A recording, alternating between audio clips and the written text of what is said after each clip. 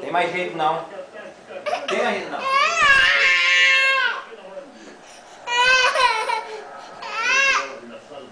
Onde é que se viu? Onde é que se viu? Ontem a Ponte venceu o Guaratiba, está por 2-1, com 10 jogadores, foi expulso. O Farinha é quase que a Ponte deixa escapar a oportunidade de chegar a mais uma final de Campeonato Paulista, para a alegria da sua torcida. Léo Lima, time que vai completar 108 anos. Marquinhos, boa pinta, tá em avisou demais, né? Valdívia está condicionado, está demais ali.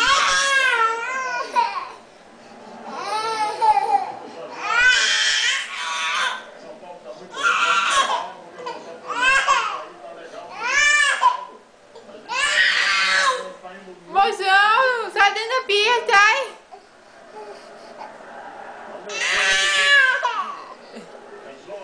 Sai daí, sai!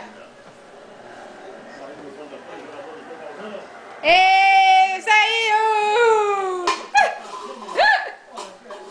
Muito bem, né, Luciano? O equipe do Palmeiras, ele vem muito por dentro.